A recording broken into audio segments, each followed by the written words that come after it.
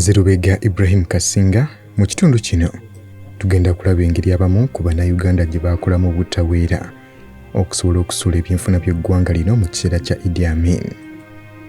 Isreal Mayengo ng'amaze okunywerera mbuwaŋŋanguse mu 1977 yasisinkana bannayuganda mikwano gye ne batandikawo Uganda Nationalistic Organization mu bumpimpi yuno.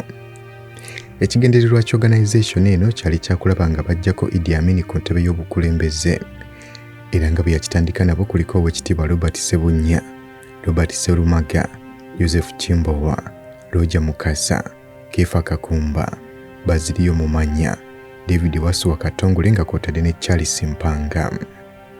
Ono era yali atandisewo kampuni gye baali bayita Border Industries mu Nairobi nga yali ekola nkoofiira z'abasirikale ssaako n'amagye nga kw'otadde n'obusawo bw'abakyala. Kampuni ye mu Uganda nayo yali eri mu kkula nga tewali buzibu bwonna. Ekibiina kino kye baatandikawo ekya yuno kyalimu bammemba okuva mu Uganda, Kenya, Amerika ssaako n'amawanga amalala mu Bulaaya era nga bano baali ku lutinga nga abamagye okuva mu Uganda. Mumanya ye yali akulira military wing ya bano era ng'ekiseera kimu bano baasobola okubeera nga bafuna abamagye abali basoba mu biina okuva wano mu Uganda nga bakozesa ofiisi ye ya MKM ng'era bano baasobola okubakukusa obulungi ne bayingira Kenya. Wabula gavumenti ya Kenya kino bwe yakitegeerako, Charles Mpanga ssaako ne Isreal Mayengo baabasiba okumala wiikisi 2 mu kkomera ly'e Kirimani nga bano baali babavunaana kuteekateeka kibiina kigenda kuleetawo obutabanguko ku mulirwano gw'eggwanga lino erya Kenya. Ofiisi ye yali ku Impala House yali ekwanaganya emirimu gy'ekibiina kino mu Uganda ate nga ofiisi ye yali ku IPS Building mu kibuga Nairobi kyekyali ekitebe ky'ekibiina kyabwe ekya yuno. Bano baayingira ne mu byenfuna okulaba nga Idi Amin bamunafuya. Bano kye baakola kwe kulaba nga balemesa emmwanyi z'eggwanga lya Uganda obutaddamu kutundibwa bweru era nga kino baakituukiriza nga bayita mu ggwanga lya Amerika. Remediyo Kintu yali asinzira mu Washington bwe baawa obuvunaanyizibwa bw'okubeera ng'akolagana ne Bademocrats abaali mu Congress ate ye Isreal Mayengo yali wakolagana n'aba Republican okusobola okubeera nga babakirizisa okuyisa etteeka eriwera omuntu yenna mu ggwanga lya Amerika obutaddamu ggula mmwanyi mu Uganda. Bano okukituukiriza baategeeza Amerika mbu mu ggwanga ettemu lisusse. Congress bano yabasaba obujulizi obwali bukakasa nti mu Uganda mulimu ettemu. Bano kye baakola kwe kukolagana ne intelligence officer waabwe w'ekibiina kino ekya yuno gwe baali bayita Kawuka eyali akolera wabweru wa Uganda House. Bano baafuna omuntu gwe bakolagana naye munda mu UTV ne bamusaba abawe ku butambi obwakwatibwa nga ba Flying Squad bali mu kutirimbula abantu abali bateereddwa kalaba ku Clock Tower ssaako n'ebitundu ebirala eby'eggwanga. Ono yabasaba nusu kanaana aka $, era ng'ensimbi zino zasasulwa Congressman Billy Starkey mu kashi.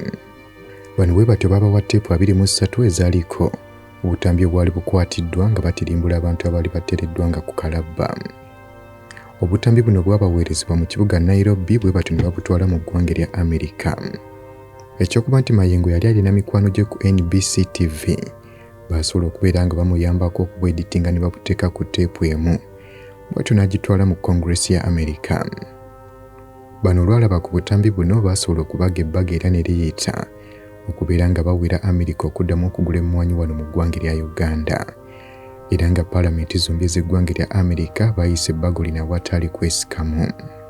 Wonna awamu mu mwaka gwa 1978 Isreal Mayengo ono yagenda mu ggwanga lya Amerika emirundi 18 okusobola okulaba nga ebbaga eryo lituukirira era ng'emirundi gino gyonna gye yagenda kampuni ye ya MKM ye yalinga emuteekamu ssente. Omulundi gumu bano baatuuka ku kirowoozo eky'okubeera nga bafuna ba mercenaries okuggyawo Idi Amin era omulimu gw'okufuna ba mercenaries ne baguwa Isreal Mayengo. Ono yasooka agenda Bulaaya wabula nga yali tamanyi wa kutandikira. Ono aba ali mu London n'asisinkana Paulo Muwanga ne boogerezeganya era naye n'akkiriza baggyawo Idi Amin. Bano bakkiriziganya nti bwe baggyawo Idi Amin lule gwe bagenda okufuula pulezidenti addako. Wabula ono bwe yava mu London yagenda mu ggwanga lya Amerika okubeera ng'anoonya ba mercenaries kyokka ng'era yali talina wa kutandikira. Ono yajjukira olutalo olwamala ennaku 6 olwali wakati w'eggwanga lya Isreal n'amawanga ga Bwarabu mu 1967 nga bano bakwano be 13 be yali asoma nabo amateeka baabula. Ono yakimanya nti bano baali bagenze kulwanirako nsi yaabwe. Bw'atyo n'abanoonya mu New York n'abafuna n'abannyonnyola kye yali yeetaaga. Ono yayambibwako n'okuba nti mu kiseera ekyenkolagana yalimbi wakati wa Idi Amin ssaako n'eggwanga lya Isreal.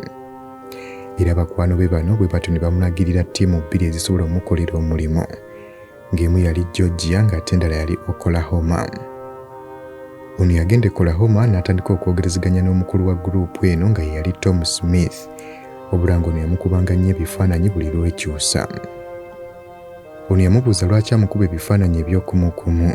A'udhu billahi minash shaitani rajim. Bismillahir rahmanir rahim. Assalamu alaikum wa rahmatullahi wa barakatuhu. Nze Haji Kaboggoza omusomi w'edduwa ntereeza ensonga z'amaka ebyenfuna n'endwadde ezitategeerekeka. Haji Kaboggoza omusomi w'edduwa nsiŋŋaanibwa ekitigoma ku lw'ejjinja. Bw'obanga otuuse ekitigoma mu ttawuni ku siteegi osobola okuba ku nnamba z'essimu ezo z'olaba zitambula. Gwe wenna ali ewala oyinza okuyita ku mukutu gwaffe ogwa WhatsApp ku layini eyo eya MTN obudde bwonna mbeerako. Ono yamubuuza lwaki amukuba ebifaananyi eby'okumukumu. Buli kyava amutegeeza nti ebifaananyi ebyo babyetaaga singa anaaba aganye okubasasula balabe kye bayinza okumukolera. Ono yamuvuga n'amutwala ku nnyumba y'amatiri bonna. Bw'atyo n'amulaga akasenge akalimu ebyokulwanyisa ebya buli kika. Wakati ng'ono akyali mu kuteeseganya n'abakulu bano abagenda omukolera omulimu. Yatambulanga okuva mu Amerika bw'agenda mu kibuga Nairobi okutegeeza banne. Bano baali bakkiriziganyizza bamercenaries bano babawa obukadde bwa $8. Kyokka ng'akadde ako baali tebazirina. Naye nga lyayogeddeko ne chairperson wa Republicans National Committee yaliko mu 1978 Bill Block ow'okusatu n'akkiriziganya okubawa ssente. Ku mulundi ogwokusatu ono lwe yali alina okugenda mu Oklahoma okubeera ng'abasasula bakole n'endagaano esembayo. Ono baamukubira essimu ng'eva mu ofiisi y'ebyobufuzi ku kitebe kya Amerika ekiri mu Kenya. Ono yagenda ku ofiisi eno era bwe yatuukayo ne bamutegeeza emirundi gyonna gy'abadde ava mu Nairobi nga bw'agenda mu kibuga Oklahoma. Ne bamutegeeza n'abantu b'abadde asisinkananga. Ono baamuwa amagezi nti bw'aba ayagala obulamu bwe tagezaako kugendayo. Ono yaddayo ku ofiisi zaabwe n'ategeeza banne ng'olugendo bwe balusazizzaamu. Nga wayise wiikisi 3 oluvannyuma bagenda okulira ng'endagaano gye baali bakoze ne ba mercenaries n'ebyo bye baali bakkaanyizaako nga bisoma ku Radio Uganda. Wano bwe baakitegeerera nti ba mercenaries be baali bakolaganye nabo baabaliddemu olukwe. Endagaano ne bagiguza Idi Amin n'abawa ssente ezikubisa mu ezo ze baali bagenda obbawa emirundi ebiri. Enteekateeka yaabwe yeekozesa ba mercenaries ng'egudde butaka. Bano baasalawo okudda ku mmeeza bateese kye baba bagenda okuzzaako.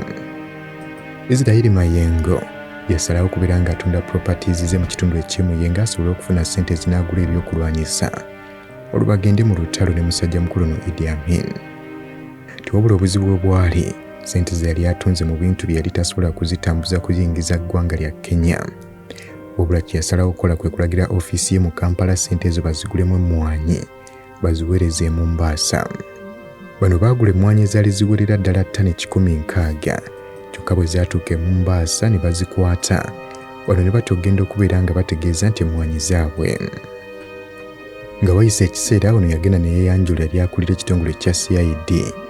N'amutegeeza nti ye nannyini emmwanyi zaakwatiddwa. Omukulu w'ekitongole kya CID yamutegeeza nti tewali buzibu bwonna.